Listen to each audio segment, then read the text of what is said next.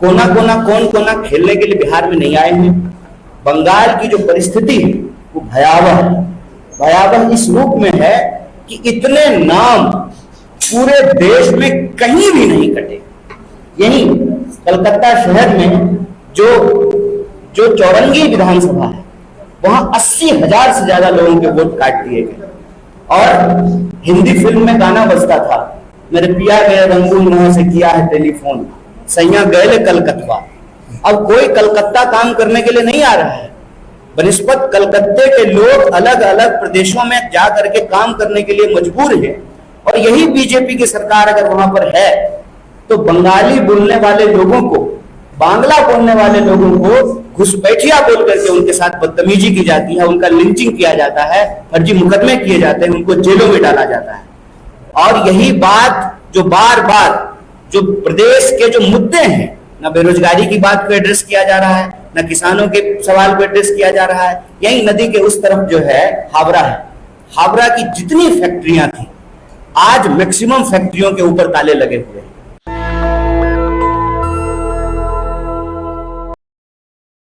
सबसे पहले तो मीडिया के सभी साथियों का, रिपोर्टर्स का, कैमरा पर्सन का, सोशल मीडिया पर जो डिजिटल जर्नलिज्म करते हैं, आप सभी पत्रकार साथियों का भारतीय राष्ट्रीय कांग्रेस की तरफ से बहुत बहुत स्वागत, बहुत बहुत अभिनंदन।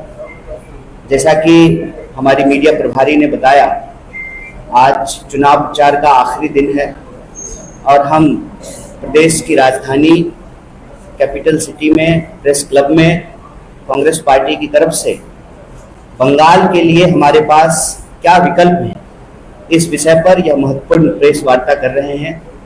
हमारे बीच कांग्रेस पार्टी के तमाम सीनियर लीडर मौजूद हैं। मैं तारुफ में जो है वक्त जाया किए बिना सीधे आपसे कुछ विषय वस्तु यहाँ रखना चाहता हूँ। सबसे पहली बात तो ये, बहुत सारे मीडिया बंधु लोग, मीडिया के साथी लोग ये सवाल पूछते हैं कि देश में इंडिया ब्लॉक बना है, प्रदेश में किसी पार्टी के साथ कांग्रेस पार्टी का अलायंस क्यों नहीं है। अव्वल तो इन प्रिंसिपल, इन प्रैक्टिस इस देश की राजनीतिक सच्चाई ये है कि भारतीय राष्ट्रीय कांग्रेस देश की सबसे बड़ी विपक्षी पार्टी है और पूरी जिम्मेदारी के साथ इस देश में जो बांटने वाली राजनीति है, जो झूठ बोलने वाली, सरेंडर करने वाली और जो लूटने वाली राजनीति है, उसके खिलाफ खड़गे जी के नेतृत्व में, देश के चुने हुए नेता प्रतिपक्ष राहुल गांधी जी के नेतृत्व में कांग्रेस पार्टी सबसे मुखर विपक्ष की आवाज है। सवाल प्रदेश का है। इन प्रिंसिपल हमारी कोशिश रहती है कि एक साझा संघर्ष का मंच तैयार किया जाए। और यह बात हम उदाहरण के साथ आपको बोल रहे हैं कि बार बार हमारे प्रदेश के प्रदेशाध्यक्ष ने प्रदेश के मुख्यमंत्री को एसआईआर के सवाल पे ऑल पार्टी मीटिंग बुलाने के लिए कहा। जैसे दूसरे प्रदेशों में एसआईआर के सवाल पे एक यूनाइटेड संघर्ष हुआ, यहाँ पर लोगों के वोट काटे गए लेकिन यूनाइटेड संघर्ष नहीं हुआ। तो यह ओनस हमारे ऊपर नहीं है, यह ओनस बाकी पॉलिटिकल पार्टीज के ऊपर है। और एक बात मैं यहाँ जोड़ना चाहता हूँ कि हम एनजीओ नहीं है कि सिर्फ no vote to BJP campaign चला करके हमारी राजनीतिक जिम्मेदारी पूरी हो जाएगी। लोग हमसे ये सवाल पूछेंगे कि भाजपा को वोट नहीं देंगे तो किसको वोट देंगे। तो हम बंगाल में एक स्वस्थ, स्वच्छ और विकास परक राजनीति का विकल्प लेकर के आए हैं।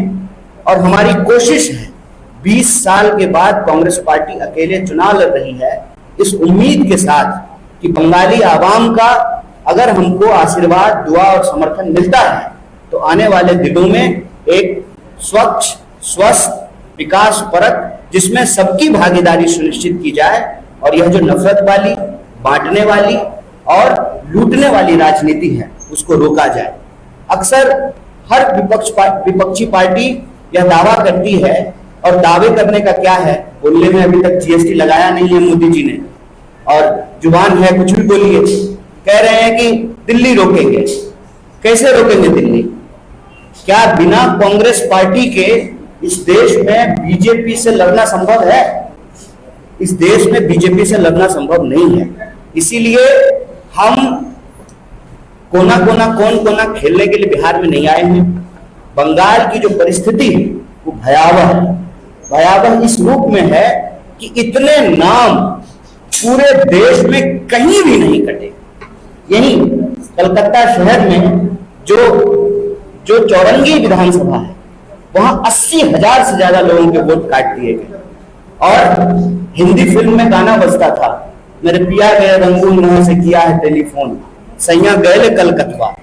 अब कोई कलकत्ता काम करने के लिए नहीं आ रहा है, बनिस्पत कलकत्ते के लोग अलग अलग प्रदेशों में जा करके काम करने के लिए मजबूर हैं। और यही बीजेपी की सरकार अगर वहां पर है तो बंगाली बोलने वाले लोगों को, बांग्ला बोलने वाले लोगों को घुसपैठिया बोल करके उनके साथ बदतमीजी की जाती है, उनका लिंचिंग किया जाता है, फर्जी मुकदमे किए जाते हैं, उनको जेलों में डाला जाता है। और वही लोग जो चुनाव से पहले कागज मांग रहे थे आज बंगाल की गलियों में घूम घूम करके प्रधानमंत्री वोट मांग रहे हैं। मैं कहता हूं कि वो यहाँ पर कैमरा लेकर के जो नदी में नौका विहार कर रहे थे वो कैमरा नहीं है, दूरबीन है। वो बंगाल की संपदा को देख रहे हैं कि अगर उनकी सरकार बनेगी तो बंगाल की संपत्ति को लूट करके अपने दोस्त के तिजोरी में पहुंचा देंगे। सवाल यह है कि इसको रोकने के लिए जो प्रदेश की सरकार को किया जाना चाहिए उसकी स्थिति तो मुझे यही लगती है कि एक तरीके का सूडो फाइटिंग चल रहा है। सूडो फाइटिंग चल रहा है। बंगाल के लोगों के वोट काट दिए गए। बंगाल में कोई नई जो है यूनिवर्सिटी नहीं खुली, नया अस्पताल नहीं खुला। बंगाल में बिहार की तरह माइग्रेशन एक बहुत बड़ा इशू बन चुका है। और इन सब के बीच दोनों तरफ नफरत की राजनीति हो रही है, ध्रुवीकरण की राजनीति हो रही है। और मैं यह बात आपके सामने पूरी जिम्मेवारी से कह रहा हूं, बीजेपी अगर जीतेगी तो बंगाल का फिर से वैसे ही विभाजन करेगी जैसे बंगाल का विभाजन किसी जमाने में अंग्रेजों ने किया था। और यही बात जो बार बार जो प्रदेश के जो मुद्दे हैं, ना बेरोजगारी की बात को एड्रेस किया जा रहा है, ना किसानों के सवाल को एड्रेस किया जा रहा है। यही नदी के उस तरफ जो है हावड़ा है, हावड़ा की जितनी फैक्ट्रियां थी आज मैक्सिमम फैक्ट्रियों के ऊपर ताले लगे हुए हैं। आप बाकी शहरों को देख लीजिए, पिछले 30-35 साल में देश में कई नए शहर जो है वो डेवलप हो गए। दिल्ली के आसपास नोएडा बन गया, गुड़गांव बन गया, बेंगलोर, हैदराबाद, पुणे, अलग अलग तरह के शहर विकसित हो गए। और ये फोर्ट विलियम जहां अंग्रेज आकर के अपनी राजधानी बनाए थे, सबसे पहला शहर बना आधुनिक युग का, आजादी का आंदोलन का सेंटर रहा, सांस्कृतिक आंदोलन का सेंटर रहा। तमाम चीजें यहां पर, तमाम संभावनाओं के बावजूद लोग कांग्रेस पार्टी से पूछते हैं। कांग्रेस पार्टी 20 साल के बाद पहली बार चुनाव लड़ रही है। हम पूछते हैं कि कांग्रेस पार्टी जो करके चली गई उसके बाद से इस प्रदेश में क्या हुआ है।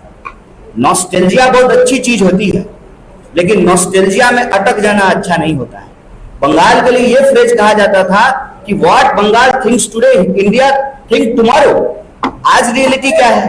पास्ट में वो अटक जाते हैं जिनका कोई फ्यूचर नहीं होता है। कांग्रेस पार्टी बंगाल के लिए एक फ्यूचर लेकर के आई है और इसमें कोई हमारे लिए हतोत्साहित होने की, निराश होने की कोई बात नहीं है। अभी कई सारे जो है हम जो लोग सरकार चला रहे हैं, वैसे तो हमारे सहयोगी हैं, इंडिया ब्लॉक के सदस्य हैं, कैसी कैसी बातें कर रहे हैं। कह रहे हैं कि कांग्रेस पार्टी का कंपटीशन नोटास है। अरे कांग्रेस पार्टी का कंपटीशन नोटास नहीं है।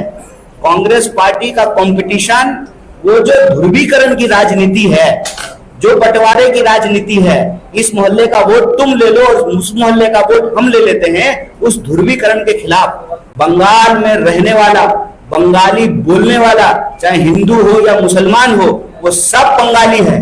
जिस तरीके से घुसपैठिया बोल करके उनका नाम काटा जा रहा है, उनकी नागरिकता छीनी जा रही है। और मैं आपको कहता हूं कि यह लड़ाई की शुरुआत नहीं है, यह लड़ाई ऑलरेडी चल रही है। और उसका अगला पड़ाव ये होगा कि जब यहां पर सेंसस होगा, डिलिमिटेशन होंगे, फिर से एनआरसी और एनपीआर का सगुफा जो है गृह मंत्री के द्वारा छोड़ा जाएगा।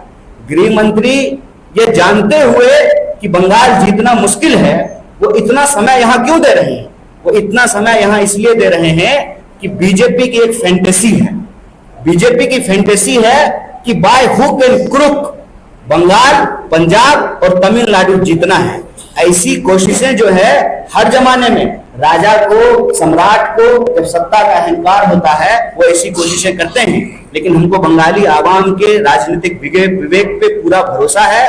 वो न सिर्फ भाजपा को रोकेंगे यहाँ पर, वो अपनी राजनीतिक विकल्प के तौर पर कांग्रेस को भी अपना सहयोग देंगे, अपना समर्थन देंगे, ऐसा उम्मीद, ऐसी आशा हम करते हैं। आप सब पत्रकार साथियों का और हमारे मौजूद सभी कांग्रेस पार्टी के सीनियर नेताओं का बहुत बहुत शुक्रिया कहते हुए बात को खत्म करूं। नेशनल दस्तक की आपसे गुजारिश है कि अगर इसको बचाना चाहते हैं तो नेशनल दस्तक को सब्सक्राइब करने के लिए रेड कलर के सब्सक्राइब बटन को दबाएं, फिर बेल आइकन की घंटी दबाएं। नेशनल दस्तक को बचाने के लिए बहुत जरूरी है कि हर खबर को शेयर करें, लाइक करें, कमेंट जरूर करें।